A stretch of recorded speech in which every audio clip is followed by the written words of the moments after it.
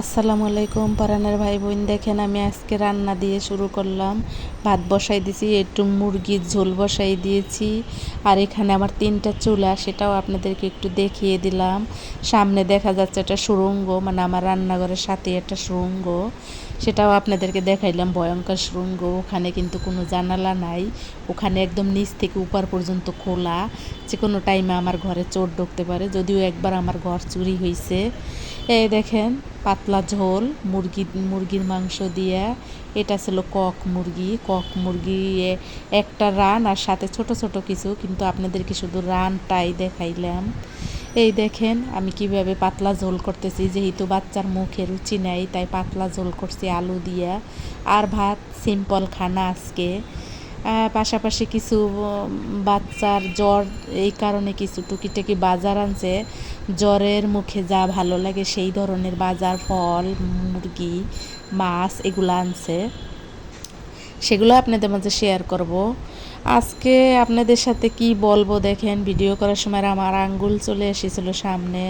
আসলে এত তাড়াহুড়া থাকে, আর সংসারের কাজ, চাকরি সব কিছু মিলাইয়া, যাই হোক লাইফে অনেক কিছুই থাকে, কষ্ট, দুঃখ, বেদনা, সুখ, শান্তি, কত কিছু থাকে।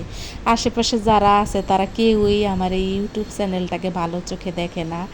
আমার রক্তের সম্পর্কে শুধু আমার পরিবার, মানে আমার বাবার সংসারের পরিবার ছাড়া আমার শ্বশুরের সংসারে কেউ আমাকে কিছু বলে নাই।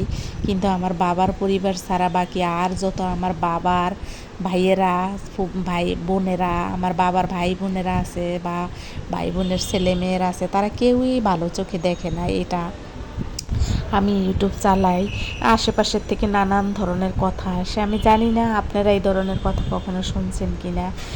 কিছু কিছু ভাইয়েরা পুরা বা আমার পরাণের ভাই বোন যারা আমার ভিডিও দেখেন, আমার পাশে আছেন, আমাকে সাবস্ক্রাইব করেছেন, আমার ভিডিওতে কমেন্টস করেছেন, আমার ভিডিওতে ওয়াচ টাইম করেছেন, আপনারা সবাই যারা যারা ওয়াচ টাইম করেন নাই, যারা যারা সাবস্ক্রাইব করেন নাই, তারা আমাকে একটু সাবস্ক্রাইব করে দেবেন, আর একটু বেশি বেশি দেখে ওয়াচ টাইম করে দেবেন। হ্যাঁ, আপনারা হয়তো বলতে পারেন আমি কেন তাড়াহুড়া করতেছি, তার পিছনে একটা কারণ আছে, তার পিছনে একটা উদ্দেশ্য আছে। যদি কোনো দিনও আমি সময় পাই বা সময় হয় বা আমি ওই রকম পজিশনে যাই, আপনাদেরকে ডিটেলস আমি বলবো কী জন্য আমি তাড়াহুড়া করতেছিলাম, কেন আমি বলতেছিলাম।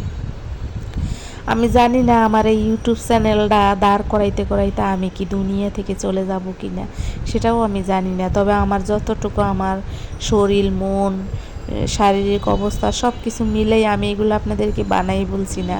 আমার সত্যি সত্যি আমি মন থেকে অনেকটাই ভেঙে পড়েছি চারিপাশে সব কিছু দেখে। তারপরে শারীরিকভাবে, মানসিকভাবে সব কিছু মিলেই আমি যেন ভেঙে পড়েছি। আমার জন্য আর পৃথিবীতে বাঁচতে ইচ্ছা করে না।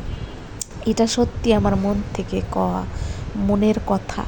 জানি না আমি কিভাবে কি করব। এই যে মাছের অংশটা আপনাদেরকে দেখাইলাম, আগে গেল কিছু ফল পাকড়া গেছে, ফল মানে দেশীয় ফল, ওগুলো সব কিনে এনেছিল। বাচ্চার যেহেতু জ্বর, বাচ্চা অনেক খাইতে চায় না, কিছুই খাইতে চায় না, তাই বড় বাচ্চা, তারপরও সে খাইতে চায় না। তাকে বোঝে নেই তো, মা কাছে না থাকলে বাচ্চা হয়তো সকালের খাবার দুপুরে, দুপুরের খাবার বিকেল, এইভাবে খায়।